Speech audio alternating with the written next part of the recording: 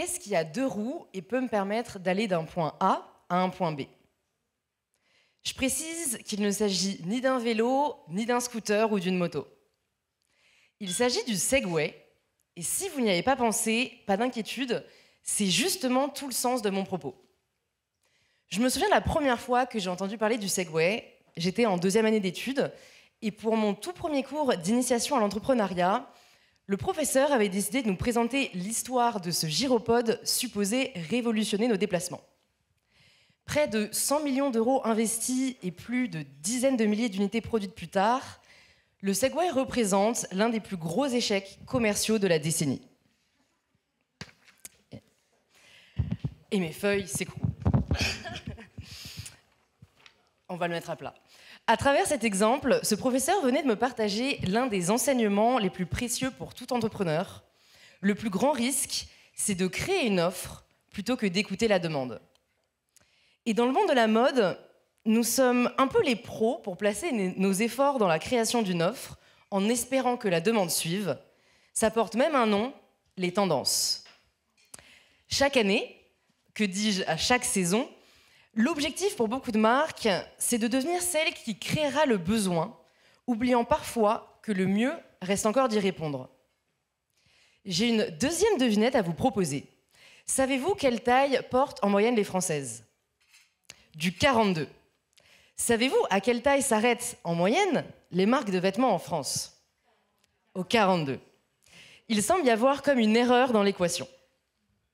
C'est cette erreur que j'ai souhaité rectifier en fondant je ne sais quoi, la marque de lingerie inclusive créée pour répondre aux besoins des femmes. J'en avais marre de ne trouver que des sous-vêtements qui semblaient avoir été créés pour satisfaire le regard masculin et qui perdaient de vue la fonction première du sous-vêtement, soutenir le corps. Ne venant pas d'une école de mode, je savais que ma valeur ajoutée ne viendrait pas d'une approche stylistique révolutionnaire, alors j'ai appliqué ce que je connaissais, la démarche entrepreneuriale en suivant un principe, un problème, une solution. Fort heureusement, ce mantra s'est avéré aussi être celui d'Oriane, mon associée, qui m'a rejoint au moment du lancement de je ne sais quoi. Encore fallait-il nous assurer que les problèmes que l'on rencontrait étaient partagés par d'autres, et c'est là que l'on a commencé à utiliser ce qui est à mes yeux l'une des armes les plus puissantes, la communauté. J'avais en effet depuis quelques années construit une communauté de plusieurs centaines de milliers d'abonnés, en grande partie des femmes animées par la volonté de se sentir bien dans leur peau.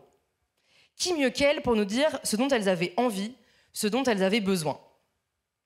Et c'est là que l'on a initié ce qui est aujourd'hui devenu l'ADN de je ne sais quoi, la co-création. De l'idéation à la commercialisation, notre communauté est impliquée à chaque étape et chaque produit est développé parce qu'il répond à l'une de leurs problématiques. Nous n'avons pas choisi l'approche top-down, où les designers créent dans l'espoir de séduire les consommateurs, mais l'approche bottom-up en partant directement de leurs besoins. Y a-t-il une approche plus louable qu'une autre? Je ne pourrais prétendre avoir la réponse. Ce que je peux dire en revanche, c'est qu'elle nous a permis, en un peu moins de 3 ans, de réaliser près de 2 millions d'euros de chiffre d'affaires en étant rentable depuis le premier jour et de manière 100% organique. Merci. Il y a donc de réels bénéfices économiques à impliquer sa clientèle dans le processus de création, mais également un avantage compétitif. La grande force des marques communautaires, c'est qu'elles ne sont pas substituables. Dans une économie où, quel que soit notre secteur, la concurrence est de plus en plus rude, le meilleur investissement que vous pouvez faire est dans le sentiment d'appartenance à votre marque. Le meilleur moyen de le renforcer, c'est non seulement d'écouter vos consommateurs, donc de créer des produits qui répondent réellement à leurs besoins, mais aussi de les représenter. Toutes les marques ont aujourd'hui conscience de l'importance de représenter la diversité, mais elles sont encore trop nombreuses à limiter leurs efforts par peur, soyons très honnêtes, de manquer de désirabilité.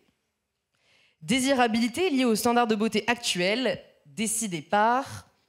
Appelez-moi le jour où vous avez une réponse convaincante.